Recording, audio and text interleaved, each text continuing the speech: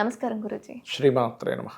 గురూజీ, సాధారణంగా ఏదైనా ఇంట్లో ఉన్నప్పుడు ఆ ఇంటికున్న వాస్తు దోషం అనేది కుటుంబ పరంగా అంటే వంశపారంపర్యంగా ఉంటుంది కదా. ఫర్ ఎగ్జాంపుల్ ఇప్పుడు ఒక ఇంట్లో ఉన్నప్పుడు ఆ కుటుంబానికి ఏదైనా దోషం తగిలింది వాస్తుపరంగా.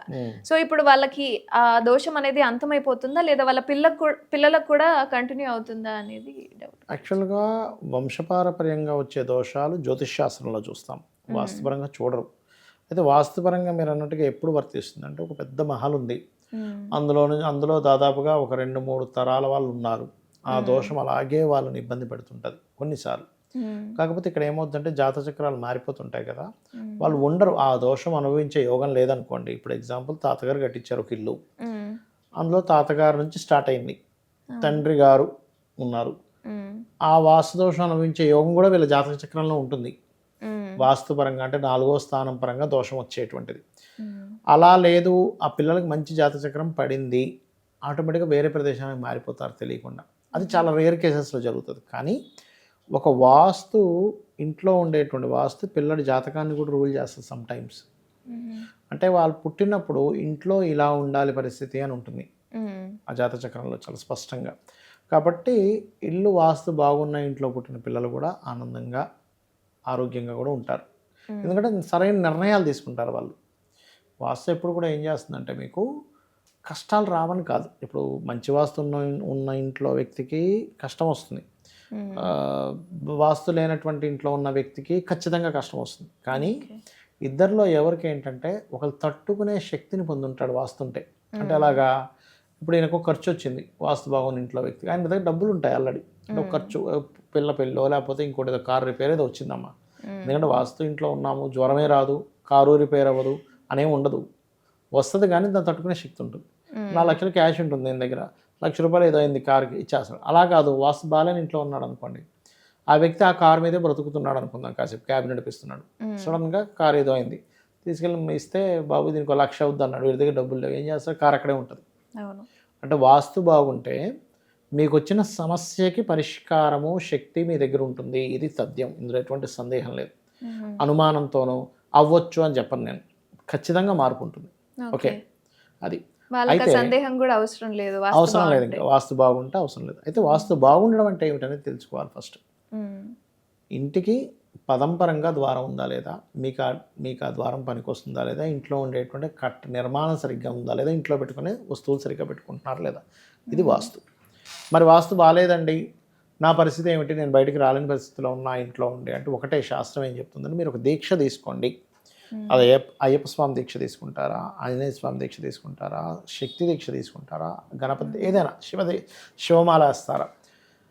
ఏమవుతుందంటే వాస్తు అస్సలు బాగాలేని ఇంట్లో మీరు ఉన్నారంటే మిమ్మల్ని బయటికి రానివ్వతుంది. అక్కడే మురిగిపోతుంటారు. కష్టాలు వస్తుంటాయి. మారమని చెప్తున్నా, అబ్బా ఇప్పుడేం మారుతాం అబ్బా, ఓనర్కి మనం ఆల్రెడీ 6 months కట్టాలి, ఈ ఓనర్ అంటే అలా కాదు. వీళ్ళకి ఎట్లా ఉంటుందంటే, ఈ ఓనర్ కాబట్టి మనం అర్థం చేసుకుంటున్నాడు, బయటకు పోతే ఇది కష్టం అనుకుంటారు. కానీ విషయం ఏంటంటే అక్కడ ఉన్నంతసేపు అలాగే ఉంటుంది పరిస్థితి. మంచి వాస్తు ఇంట్లోకి వెళ్ళారంటే అక్కడ మీకు ఆ పరిస్థితి రాదు. ఫస్ట్ అందరూ ఏమనుకుంటారంటే, ఈ ఓనరు ఒక 5 years 10 years నుంచి ఉంటున్నాను కదా, ఒక 2 నెలలైనా ఆగుతాడండి, మనం బయటకు పోతే ఇట్లా ఆగడు కదా అంటారు. కానీ ఆ పరిస్థితి ఎందుకు వచ్చింది నీకు? వాస్తు బాగోపోవడం వల్ల వచ్చింది, లేకపోతే నీ గ్రహస్థితి బాగోపోవడం వల్ల వచ్చింది. ఒక్కోసారి వాస్తు బాగుంటే ఏమవుతుందంటే టైట్ పొజిషన్స్ వస్తున్నాయి, ఏదో రకంగా క్లియర్ అవుతుంటుంది. గ్రహస్థితి బాగాలేదు వాళ్ళకి, కానీ వాస్తు బాగుంది, ఏమవుతుందంటే మీకు రూపాయి ఏదో రూపంలో వచ్చి మీకు రొటేషన్ అవుతూ ఉంటుంది.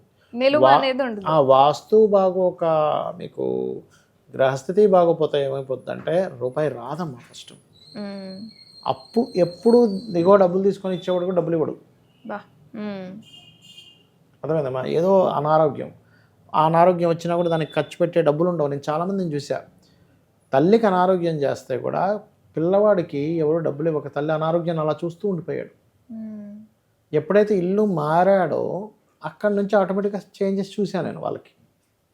అట్లా ఏంటంటే నేను అనేది ఒకటే, ప్రతిసారి మారలేము, ఇల్లు సొంత ఇల్లు ఉంది మారలేము, అప్పుడు ఏం చేయాలి, చిన్న చిన్న రెమెడీస్తో మనం సెట్ చేసుకోవచ్చు దాన్ని. ఏం భయపడాల్సిన పని లేదు, చాలా చిన్న చిన్న రెమెడీస్తో దాన్ని ఈజీగా సెట్ చేసుకోవచ్చు. అయితే ఇక్కడ మీకు ఉదాహరణకి వాస్తు అస్సలు బాగాలేదు, కానీ ఆ ఇంట్లోనే ఉండవలసిన పరిస్థితి ఉంది, ఇంకో ఇంటికి వెళ్ళలేము అనుకునేటప్పుడు వాస్తు యంత్రము అని ఉంటుంది. వాస్తు యంత్రం పెట్టుకుంటే కూడా కొంత ఉపశమనం లభిస్తుంది మీకు, అది కంట్రోల్ చేస్తూ ఉంటుంది. ఓకే, అది ఎలా కంట్రోల్ చేస్తుందండి అని అడగొచ్చు. ఇప్పుడు ఒక వ్యక్తికి చూడండి అమ్మా, కొంతమందికి ఆక్సిజన్ అందదు, ఆక్సిజన్ పెడతాం మనం, అవును. అప్పుడు ప్రాణంతో ఉంటాడు మనిషి. అవును. కొంతమంది శక్తి సరిపోదు, శిలాయిని ఎక్కిస్తాం, అవును. ఎట్లా అది మరి అవుటర్ నుంచి బయట నుంచే కదా ఒక సపోర్ట్ తీసుకొచ్చాం. అలాగే అవును. అక్కడ దోషం ఉన్న మత్స్య యంత్రం కానీ లేకపోతే కూర్మ యంత్రం కానీ ఇట్లా కొన్ని ఉంటాయి వాస్తు దోషాన్ని నివారించేటువంటి యంత్రాలు. ఆ యంత్రం పెట్టుకోవడం వల్ల కూడా వాళ్ళకి దోషం తగ్గుతుంది.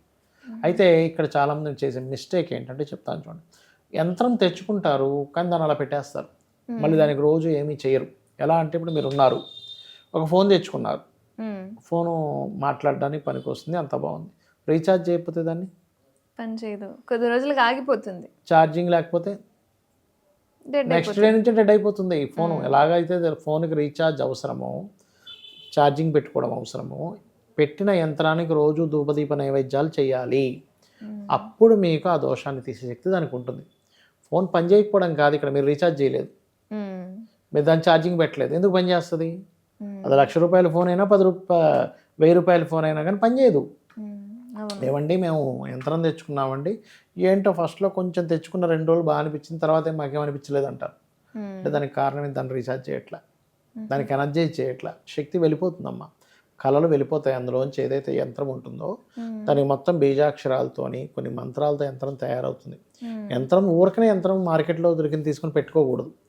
ఆ యంత్రానికి జపం చేసే శక్తిని దారపోస్తారు, దానికి ఒక శక్తి వస్తుంది. శక్తి వచ్చినప్పుడు దాని ఇంట్లో పెట్టుకున్నప్పుడు దానికి రోజు మనం ఎలా అయితే దేవతకి పంచోపచార పూజ చేస్తాము, లేకపోతే హారతి ఇస్తాము, లేకపోతే అక్షింతలు వేసి దండం పెట్టుకుంటాం, అలా చేయాలి. దానికి చేసినప్పుడు దాంట్లో ఆ దేవతలు అలా ఉంటాయి. యంత్రం అంటే కేవలం ఏదో రాగి రేకు అక్షరాలు కాదు, అందులో దేవతలు ఉన్నారు. ఆ దేవతలకి మీరు ఏం చేస్తున్నారు ఈజ్ మోస్ట్ ఇంపార్టెంట్. ఆ దేవతకి మీరు చేస్తూ ఉంటే అది మిమ్మల్ని రక్షిస్తుంది. ఆ మొక్క రక్షించదు మిమ్మల్ని, రాగి రేకి మిమ్మల్ని ఏమి రక్షించదు. ఆ రాగి రేపు లోపల ఉన్నటువంటి బీజాక్షర సహితంగా ఒక దేవత ఉంటుంది దానికి, ఆ దేవత మిమ్మల్ని రక్షిస్తూ ఉంటుంది. అది సో ఎక్కడ పడితే అక్కడ యంత్రాలను తీసుకోవడం కూడా ఊరికనే మార్కెట్లో కొనేసుకుని ఇంట్లో పెట్టేసుకుంటే పని చేయదు అది. దానికి శక్తి ఎక్కడుంది? ఇప్పుడు టెంపుల్స్లో యంత్రాలు పెడతారు తెలుసా మీకు, విగ్రహం కిందన ఉంటుంది యంత్రం, దానికి కొన్ని వేల జపం, లక్షల జపాలు చేస్తారు, జపదారం దాన్ని పోసి దానికి శక్తిని చేకూర్చి పెడతారు. అది రోజు మరి పూజలు అందుకుంటుందిగా, ఆ యంత్రం అందుకుంటుంది కాబట్టి శక్తి అక్కడ, విగ్రహానికి కాదు అక్కడ శక్తి. విగ్రహానికి కూడా కొంత ఉంటుంది, ఉండదని కాదు, కానీ యంత్రానికి మూలం అది. అందుకే మనకు వాస్తు సంబంధించినటువంటి నిర్మాణం ప్రారంభించినప్పుడు, వాస్తు పూజ చేసినప్పుడు శంకుస్థాపన అంటారు, అలాంటి అందుకే కింద శంకు పెడతారు, ఒక యంత్రం పెడతారు, నవరత్నాలు వేస్తారు, చాలా రకాలు ఉంటాయి దానికి, అది చేయాలి. ఇంకోటి ఏంటంటే చాలామంది తెలియక ఇప్పుడు కొత్త ఇల్లు ప్రారంభించారు, కట్టడం అయిపోయింది, అందరూ వచ్చారు, వెంటనే నెక్స్ట్ డేనే నాన్ వెజిటేరియన్ వండుతారు. అలా వండకూడదు. ఇళ్ళలోకి వెళ్ళిన నెక్స్ట్ డే వండకూడదు. వారం రోజులు నాన్ వెజిటేరియన్ ఇంట్లో వండకూడదు. అర్థమైందమ్మా? వండారు అంటే ఇంకా అక్కడి నుంచి వాళ్ళకి సరైన ఇది ఉండదు. 1 వీక్ ఆగిపోవాలి. 1 వీక్ సాత్వికమైనటువంటి తీసుకో, దాని తర్వాత తీసుకోండి. ధన్యవాదాలు గురూజీ, చాలా చక్కటి అంశాలను మాతో పంచుకున్నారు. శ్రీమాత్రే నమః.